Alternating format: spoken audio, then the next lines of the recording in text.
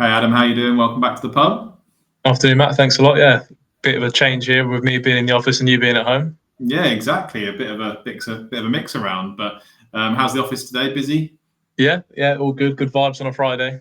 Nice. Yeah, with the awards night tonight as well. So fingers crossed. By the time this comes out, we'll be winners. But who knows? We're all winners anyway. So with especially anyone who's listening to our pub, we've got some good updates this week. Not many, but some good ones. Yeah, definitely. Yeah, some nice, short, impactful ones. Yeah, absolutely. So what I'm going to do is I'm going to hop my screen up on stream here, get my words out, and see how that looks. I think I disappeared there for a sec, but here we go. So it looks a bit small. I'm just going to zoom in one more. Is that all right? That looks okay, doesn't it? So yeah, good stuff. Let's talk about the first one, and this is pretty major for marketers, I would say. Yeah, so you can now have an additional option in your marketing emails to unsubscribe from a specific subscription type. So if you've got multiple subscription types for, say, different marketing campaigns or whatever it might be, you can now have the option just to unsubscribe from that one campaign rather than them having to open up every single unsubscription option and then tick or untick and work out what it is they actually want. So yeah. A really nice addition. I love that. And also I realise I'm looking at that screen, which points my head that way on the video, and the actual things that way. So I'm going to try that way. The link text you can change as well. So you don't just have to have unsubscribe now. You can literally have I don't want to hear from you anymore, or all that type of stuff. So it's much more flexible, isn't it? Instead of having to just go with what HubSpot kind of recommended. Yeah, another level of personalization for sure. Yeah, I like it a lot. Marketing Pro and Enterprise, which is kind of understandable, which makes sense. Okay, good stuff. Also some help desk. Help desk seems to be getting some serious love lately, doesn't it? Like it's with Zendesk as well, getting rid of their CRM over the last few. They've announced that, haven't they? So Zendesk are getting rid of their CRM or their sales tools. So people are kind of flocking, I think, and HubSpot kind of capitalizing on that. So talk to me about this one, Adam. Round robin ticket distribution. Yeah, so just like it says on the tin there, you can now randomly distribute tickets by the round robin option. So I believe that doesn't take into account their current number of tickets, etc. It literally just is a round robin between your users that in service desk. Yeah, so it goes sequentially, I like the addition here, like brackets, like dealing cards, love that, just very obvious, right? Everyone can kind of get to know what that is. And like you said, load balanced is the one with the fewest amount of tickets. So if you've got 2 open tickets, your teammates got 5, you're going to get the next kind of 3 tickets until it evens out, and then it'll kind of distribute a bit more evenly. So and there was also a random option as well, which is really nice. So yeah, help desk really getting some love, and you can also do it by channel.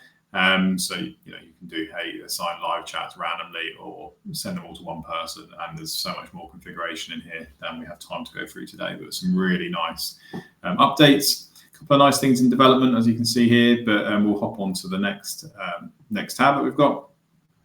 So we'll touch on these smart CRM insights. We've mentioned these before, like we said in the kind of the pre kind of chat thing, but this is essentially like plugging in AI into the index view. So you can see here, it's got a little breeze icon. It's essentially got some prompts ready to rock and roll. So it's going to filter your views pretty much instantly. It's going to tell you all that data. So it's quite a nice addition. Nice to have it around. But have you seen many people using it?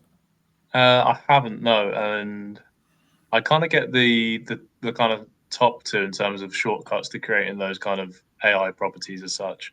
But the other ones, I don't know if I'm missing the trick here, but why would you use that rather than having it as a tab? Or maybe it's just so your tabs aren't as cluttered, perhaps. I think it's it's almost like AI thinking, trying to think ahead of what you're thinking, right? Like it's saying, give me this view, and it will immediately filter to that rather than you having to think of it. But yeah, you'd think it would.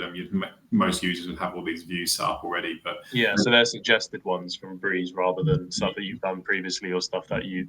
Yeah, exactly. So I think that is pretty neat, to be fair. But awesome. We've got another help desk one, snoozing tickets. Saw this one on LinkedIn. Also, obviously in here as well. And yeah, just able to snooze tickets. Reps are able to go, snooze that ticket until later today. That can wait. There's more higher priority ones that I need to work on. And you just snooze it down the line, kind of set and forget about it, really. As you can see here, it does get unsnoozed though, which I think is a nice addition for these different reasons. Yeah. Just trying to think if that has any other knock-on effects on other properties that you typically report on in help desk. Like, I wonder if you're tracking how long a ticket's been open for. How would you then take into account whether it's been on snooze? Because you probably then want to, not count that period. But obviously, a great addition. It makes sense to have it. Just thinking it's interesting about the reporting, though. Yeah, the reporting side of it would be interesting. Like, does it pause the SLAs? I'm sure it will, but it might be worth having a look at the knowledge base if you're planning on using that one in a bit more detail. So, Sales Workspace. This one, I can talk to this one. It's been mucked about a little bit, right? So what we've got here is we've got quick links now that take you directly to the full CRM index pages, replacing the separate prospects and deals tabs. So there was kind of like a multiple UI thing going on where they had leads in a certain way, and now leads are a standard CRM object, which is coming onto it in a bit. But it says it takes you directly to the page. It doesn't actually do that. It kind of just loads up that view, almost like iframed in that tab, because obviously the whole point of the workspace is not to move away from it. So it doesn't actually take you out of it, because that would be dumb, obviously. And you can see here you've got like the stored card, it's scheduled panel stays, and then you've got some other updates here. So suggested tasks replace guided actions, so they're integrated into that whole space. And then task queues replace the existing workspace playlist experience. Essentially bringing in like tasks into there, rather than kind of these like AI suggestions that aren't really kind of tied to any kind of tasks. So I think a lot of people might miss those AI suggestions, I think me included. But it's keeping improving, right? Yeah, I think it probably makes those guided actions more likely to action them by being able to just add it as a task, because it then makes it something on your to-do list. So that makes sense. I really like how the lead and deals is now displayed as you'd expect it to be, especially with leads now being an object. And I said we'll get onto that in a minute, but that's really cool. Yeah, absolutely.